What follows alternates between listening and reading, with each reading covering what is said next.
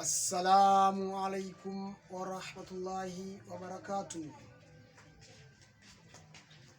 Ndugu zangu wote mnaonisikia, leo insha Allah nitatoa somo linalohusiana na kuwafanyia wema wazazi wawili.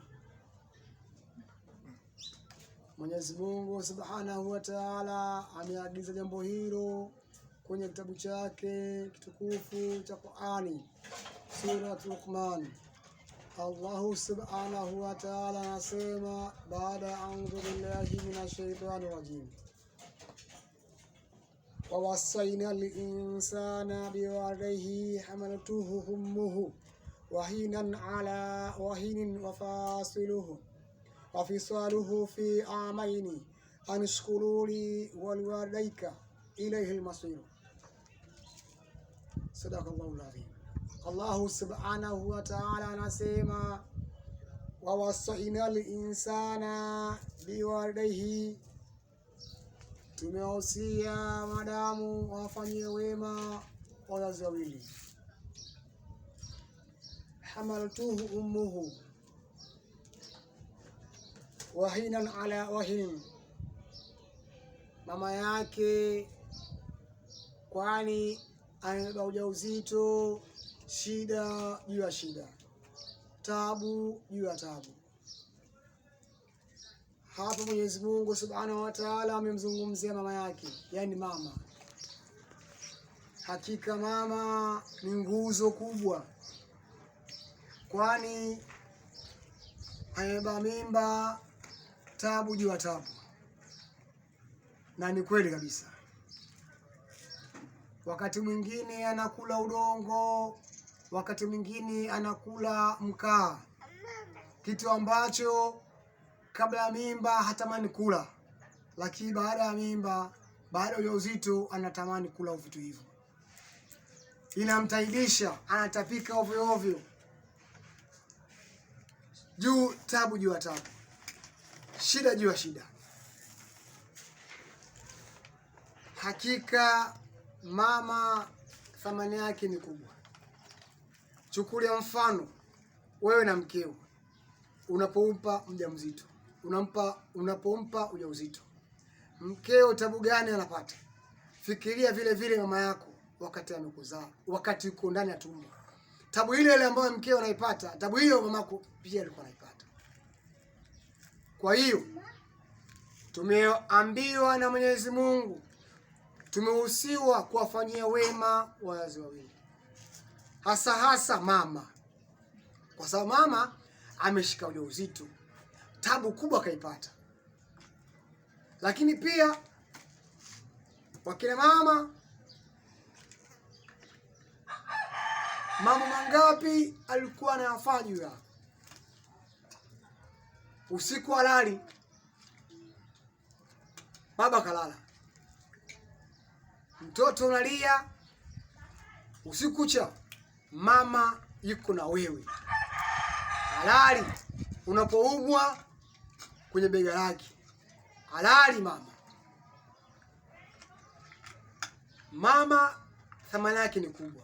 Hata Mtume Muhammad sallallahu alaihi wasallam aliulizwa katika watu wa kufanya wema ni nani, akasema mama mara 3 kaulia mama, kisha baba yako. Lakini akasema tena Allah Subhanahu wa Ta'ala, wa fisaluhu fi amaini, amekunyonyesha kwa miaka miwili. Mama huyo kwenye ziwa lake amekunyonyesha, mimi nimenyonya kwa miaka miwili, au kwa makubaliano kati ya mume na mke, mtoto kuacha kunyonya, lakini Mungu amepiga mahesabu ya miaka miwili. Wanaweza wakubaliana mwaka 1.5 wakamwachia mtoto, mwaka 1 mtoto akaanza kunyonya, lakini Mungu amesema miaka miwili. Kwa hiyo ndugu zangu, wakati serikali ya dunia inasherehekea siku ya mwanamke duniani mwezi wa 3, mwanamke huyo ni mama. Wakati wewe unasherehekea siku ya mwanamke duniani, basi fikiria mama namna gani alikulea. Leo kuna mitihani ambao wanaume tunayo. Tunawapenda wake zetu kuliko mama zetu. Lakini mama ametabika sana. Tunamsahau mama yetu. Unamkumbuka sana mkeo, mama unasahau. Hapana. Na ikitokea mwanamke anakushawishi mama yako usimpendi, huyo si mwanamke, huyo ni shetani.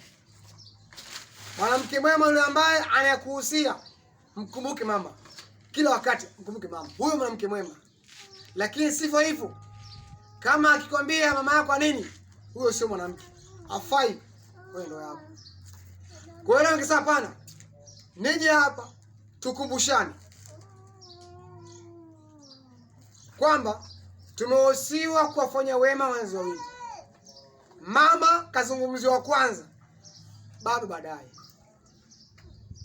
Hata zawadi mtu wa kumpa, mfano ana wazazi wawili, baba na mama, una shilingi 50,000. Mfano una shilingi 50,000. Unakwenda kuwatembelea baba na mama. Baba utampa yeye ndio wa kwanza, arijalu kawamuna. Utampa yeye, lakini kiasi kidogo. 20,000 baba anampa. Mama 30,000.